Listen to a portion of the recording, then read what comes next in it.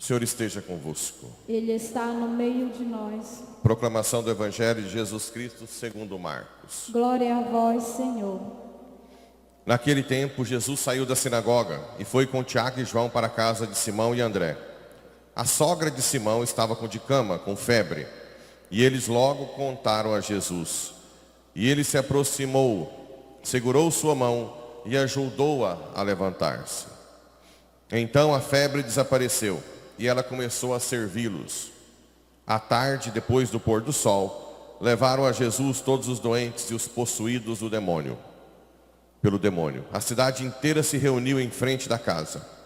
Jesus curou muitas pessoas de diversas doenças e expulsou muitos demônios. E não deixava que os demônios falassem, pois sabiam quem ele era.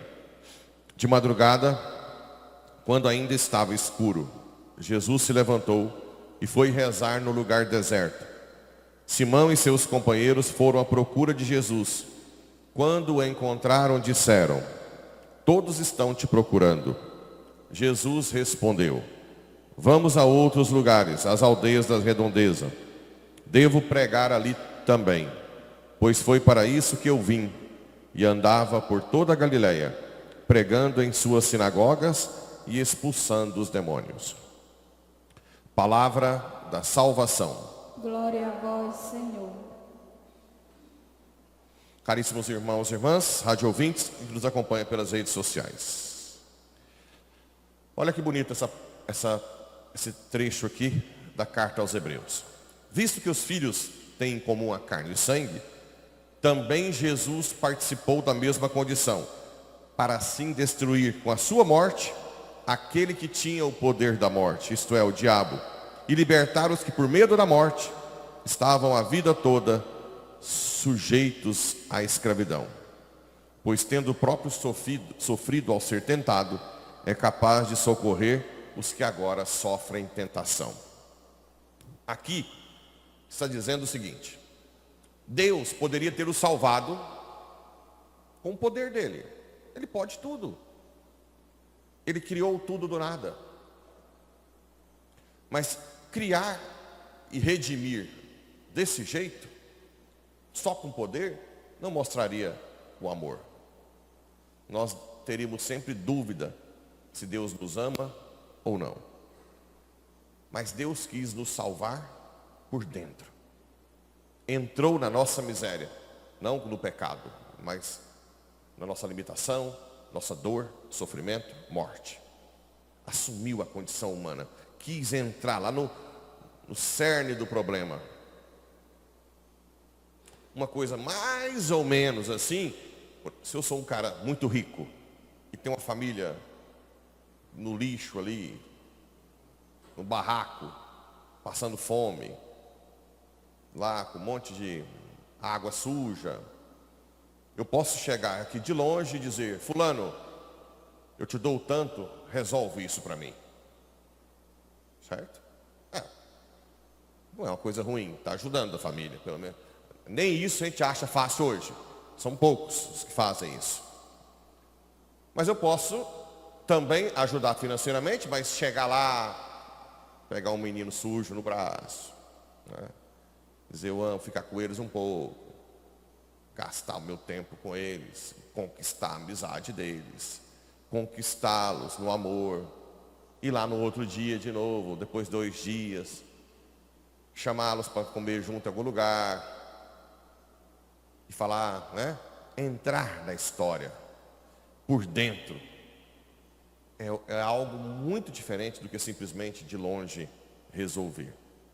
Na verdade, é muito mais fácil dar dinheiro somente do que entrar na vida, de ir por dentro, entrar na miséria. Requer muito mais amor. Eu lembro algumas situações que eu já vivi, Por exemplo, um semáforo, quando você para, não façam isso todo mundo. Às vezes eu faço correndo risco, né? Mas quantas vezes alguém vem e pede dinheiro? Aí eu abaixo o vidro e digo, antes de eu te dar o dinheiro, eu quero que você pegue na minha mão. Aconteceu algumas vezes de pegar na minha mão. Não, eu não quero mais seu dinheiro. Obrigado, tio. Não, mas pega aqui. Não, não quero mais. Porque você entrou no coração. É onde mais ferido, né? Quando eu dormia lá na Cracolândia, ficava com os meninos, eles morriam por você. Era uma tática, né, de ficar lá com eles para tentar levar para internação, tirar da droga. Mas ninguém pode negar que Jesus, que Deus nos ama, porque Ele mesmo sofreu por nós. E Ele quis que nós participássemos do seu projeto de salvação. Por isso que Ele chamou os apóstolos, pediu que pregasse o Evangelho, que impusesse as mãos aos apóstolos, depois os diáconos, e depois os leigos nos batismos. Isso que os protestantes não entendem da fé católica. Não, você não precisa de intermediários. Você pode falar diretamente com Deus. Meu filho, claro que Deus poderia simplesmente falar diretamente com cada um. Mas Ele não quis isso. Deus não quis que fosse assim. Ele quis que através do batismo, através da ordem, através do matrimônio, nós participássemos do projeto da salvação. Eu preciso que vocês rezem por mim. Não, eu sou padre, eu é que tenho que cuidar de você. Não! Eu sou padre para servir, mas o Pablo é miserável. Precisa que vocês rezem. Eu tenho que estar de joelho. Quantas vezes vem gente em casa e me põe lá para rezar?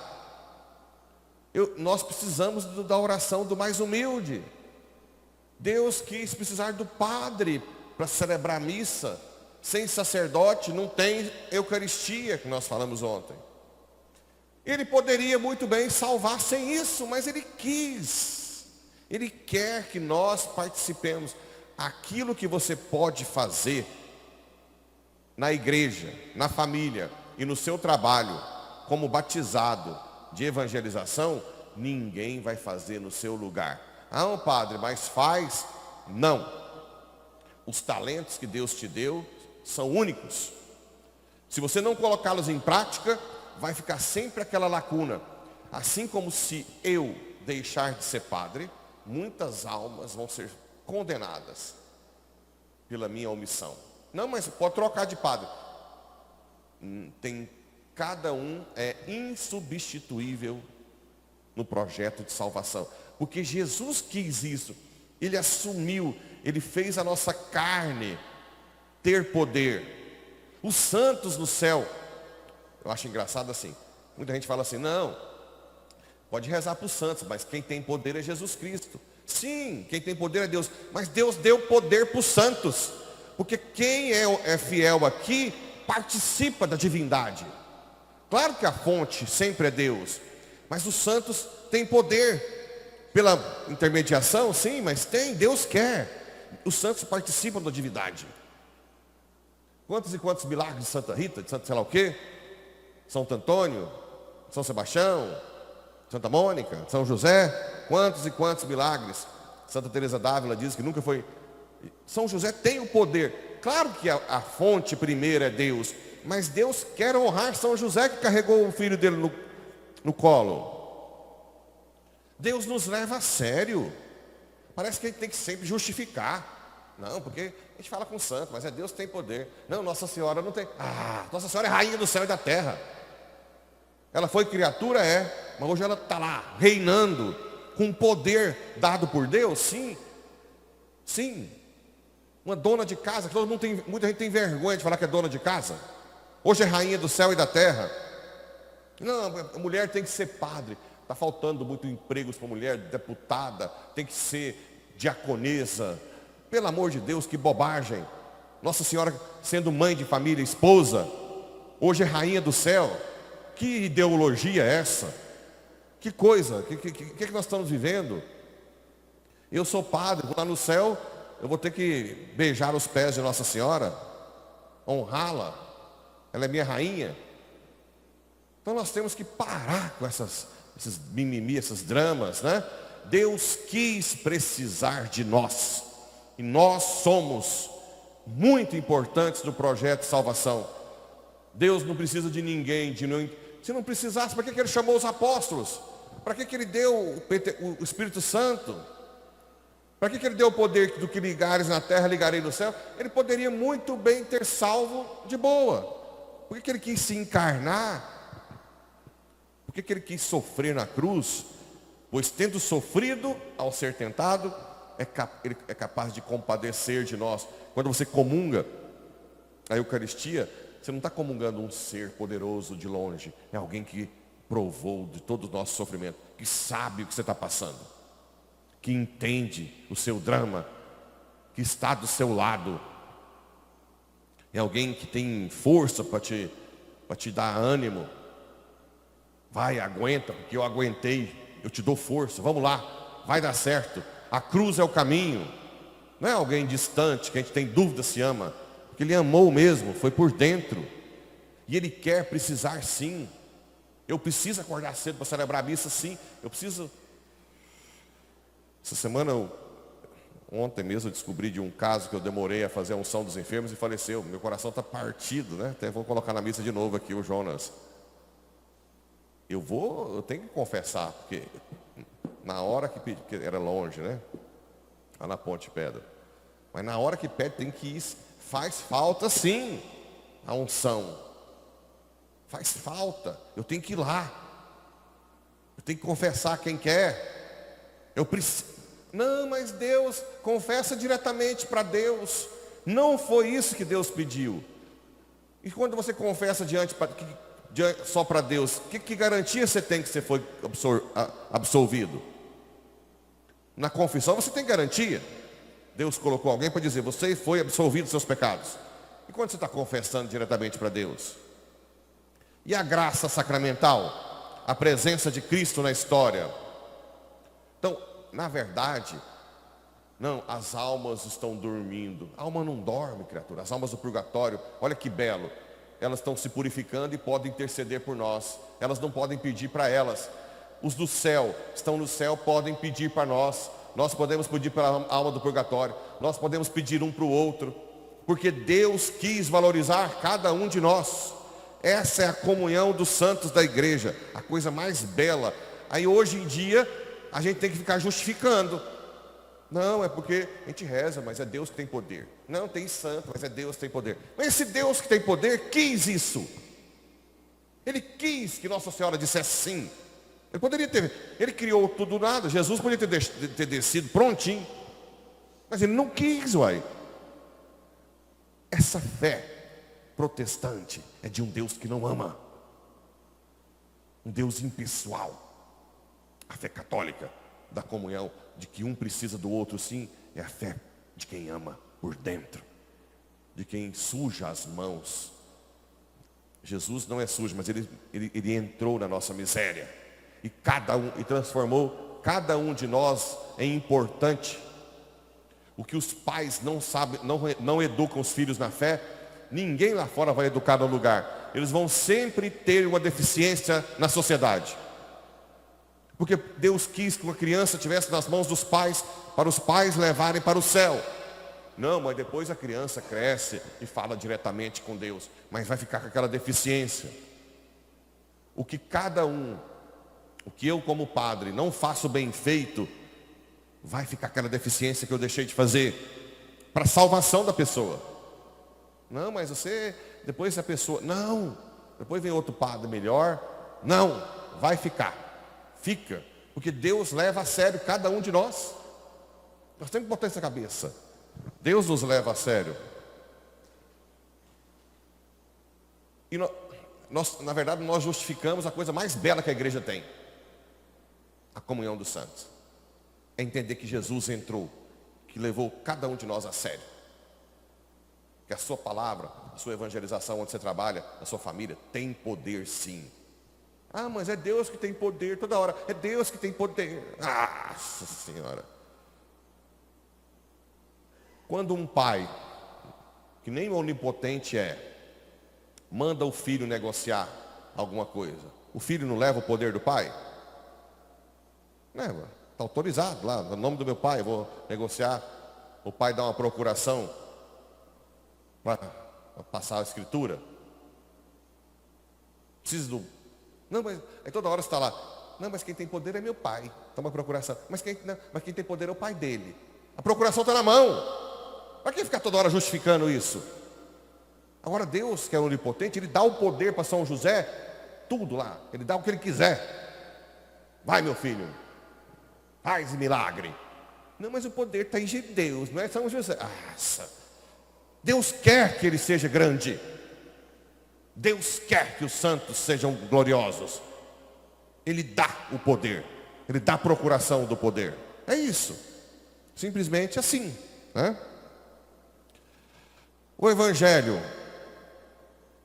Naquele tempo, Jesus saiu com Tiago e João e curou a sogra de Pedro. Bem, você sabe que essa questão do casamento, de apóstolos, ele foi se amadurecendo com o tempo, o celibato. Por muito tempo, até hoje, alguns ritos orientais, tem padre, o maronita lá no Líbano, que pode... O casamento não é algo teológico. É a questão mais pastoral, né? O padre, o celibato é para ele ter tempo para os sacramentos. A sogra foi curada e diz aqui, ajudou a levantar-se. Então a febre desapareceu e ela começou a servi-los. Geralmente quando a gente é curado, quando Deus nos cura, nós temos que pensar imediatamente no serviço. Tem muita gente que recebe muitas curas, muitos milagres, e depois vai pensar só em si. Esquece de estar a serviço da igreja, da evangelização. Cuidado, viu? Se você já recebeu dons, carismas e milagres, é para servir a Ele, como fez a sogra. Depois Ele curou vários de doenças, possuídos, porque o reino de Deus impede, né, que doenças e demônios prevaleçam. E também era importante no início que tivessem esses milagres, taumaturgia, porque naquela época não tinha igreja ainda que é um milagre. Hoje a própria igreja é um milagre. A igreja que fica em 2000 anos com toda a perseguição, e até hoje existir já é um milagre. Hoje não é necessário que tenha tantos milagres, né? Mas uma outra coisa interessante, e de repente Jesus de madrugada, ainda estava escuro e foi para o deserto rezar. Nós temos que ter todos os dias nosso tempo de oração. E ele disse, vamos, eu tenho que pregar em tal lugar. É a hora que Deus fala conosco. No meio da agitação do mundo, da família, vem para cá. Passa um momento aqui no Santíssimo. Silencia o seu coração, né? Deixa Deus falar com você.